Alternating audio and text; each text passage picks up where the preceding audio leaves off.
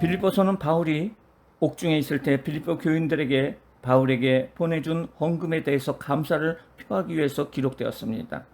또한 에바브로디도라 하는 충실한 주의 일꾼에 대하여 이야기를 하고 톡에 있는 자신의 상황이 결코 복음의 퇴보가 아님을 확인함으로써 그들의 생각과 마음의 염려를 버리고 항상 기뻐하도록 가르치기 위해서 기록되었습니다.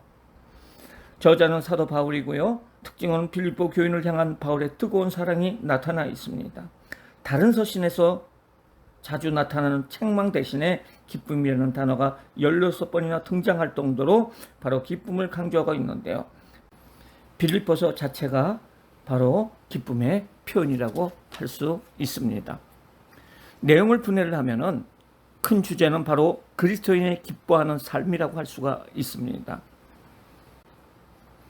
1장은 바울의 상황과 공고에 대해서 말해주고 있는데요. 이것은 개인적인 공고입니다. 2장서부터 4장까지는 성도의 삶에 대해서 실질적인 교훈을 말해주고 있습니다. 큰 첫 번째, 바울의 상황과 공고, 개인적인 교훈입니다. 첫 번째, 바울의 간증입니다. 바울이 이 글을 쓸 때는 옥중에 있었을 때였습니다. 그는 감옥 속에서 형제를 위하여 기도했고 고난 속에서도 전도했고 기뻐하며 감사했습니다. 특히 21절은 바울의 위대한 고백이요 신앙 간증입니다. 즉 그는 이는 내가 사는 것이 그리스도니 죽는 것도 유익함이라고 담대히 말해주고 있죠. 바울은 깊은 신앙을 간증한 후에 로마의 정치적인 박해와 유대인들의 거센 도전을 받고 있는 성도들에게 합당한 삶의 자세를 말하고 잘 싸워 이기기를 격려합니다. 큰 두 번째, 성도의 삶, 실질적인 삶에 대해서 2장에서 4장까지 말해주고 있습니다. 첫 번째, 성도의 생활 태도, 겸손에 대한 공고. 바울은 빌립보 교인들에게 그리스도의 마음인 이해와 사랑과 겸손과 양보의 마음을 가질 것을 말해주고 있고요. 그리스도의 겸손을 언급합니다. 그리스도께서 자신을 낮추시고 십자가를 지시기까지 복종한 것처럼 그리스도인들도 서로 겸손하고 자기를 부정할 때 분열과 다툼이 사라진다는 거예요.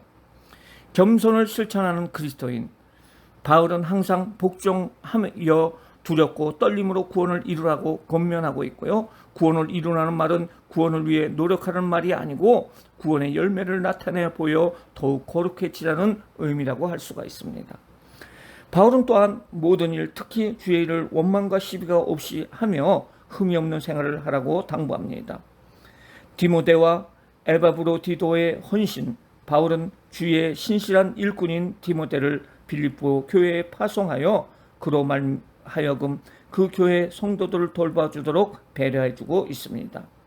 에바브로디도는 신앙과 수고와 영적 싸움에서 바울과 연합한 자였고 바울의 신실한 동역자였습니다. 바울은 에바브로디도를 다시 빌립보 교회에 환송함으로써 모든 성도들에게 평안과 기쁨을 주고자 했습니다.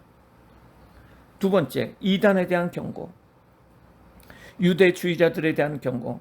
바울은 육체의 할례와 율법적 행위 등 형식적인 행사를 중시하는 유대주의자들에 대해서 경고하며 성도들이 믿음으로 말미암아 마음의 할례를 받고 그리스도 중심의 삶을 살아갈 것을 권고하고 있습니다.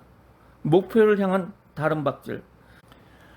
모든 성도의 삶에는 하나님의 섭리가 있으며 우리의 일이란 그의 섭리의 계획을 수행해 나가는 것뿐임을 가르쳐주고 있고요. 즉 바울은 표대를 향하여 그리스도 예수 안에서 하나님 위에서 부르심의 상을 위하여 달려가노라 하고 자신의 목표를 분명하게 밝히고 있습니다.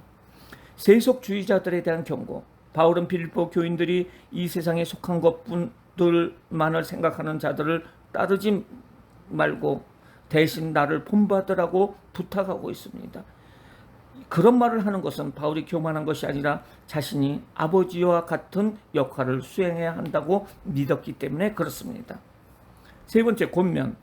마음을 같이 하라. 바울은 빌립보 교회 초기부터 그의 동역자도로 복음 사역에 힘썼던 유오디아와 순두개의 다툼에 대하여 합심하여 화목할 것을 당부하며 교회 지도자들에게 분열의 문제를 해결하도록 지시합니다. 주 안에서 기뻐하라. 그리스도 안에서의 견고한 삶은 하나님의 평강과 기쁨이라는 상급으로 다가오게 됩니다. 모든 걱정 근심을 초월할 수 있는 승리의 비결은 아무것도 염려하지 않는 대신 모든 일에 기뻐하고 기도하고 감사하는 데 있습니다. 종합적인 권면. 이어서 바울은 성도의 8가지 실천 덕목을 제시를 하고 있는데요. 그것은 참되며 경건하며 오르며 정결하며 사랑할 만하며 칭찬할 만하며 덕, 기림이라고 할 수가 있습니다. 네 번째, 결론. 선물에 대한 감사. 바울은 마지막으로 빌립보 교인들이 보내준 사랑의 연보에 대하여 감사의 표시를 합니다. 이 감사는 본서의 기록 동기이며 바울의 간증록이라고 할 수가 있습니다. 바울은 어떠한 어려운 상황과 환경 속에서도 내게 능력 주신 자 안에서 내가 모든 것을 할 수 있느니라고 고백하며 그의 능력의 근원을 그리스도께 둠으로써 복음 안에서의 의대한 승리를 할 수 있었습니다. 바울이 빌립보 교회의 도움에 대하여 기뻐하는 이유는 그가 궁핍할 때 도움을 받았기 때문이 아니라 그들이 기꺼이 자신의 고난에 동참하려고 한다는 사실 때문입니다. 문안과 축복. 마지막으로 바울은 그리스도 예수와 연합하여 주께 헌신하며 성별된 생활을 해온 빌립보 교회의 모든 성도들에게 형제로서의 애정과 어린 안부를 전하게 됩니다. 빌립보서에 대한 적용과 실천. 예수 그리스도께서는 하나님의 본체이시나 자신을 낮춰 종의 모습으로 십자가에 죽으시기까지 복종하셨습니다. 이러한 예수님 모습을 어떻게 우리의 삶 속에서 적용해야 합니까? 어떤 형편이든지 그리스도인들이 가져야 할 자세는 무엇입니까? 성육신과 십자가에서 죽으심으로 가장 겸손의 본이 되신 예수 그리스도의 마음처럼 그리스도의 삶 속에서 이러한 겸손한 마음을 가짐으로써 서로 하나 되어 사랑으로 권면하는 것이 기쁨을 충만하게 하는 것입니다.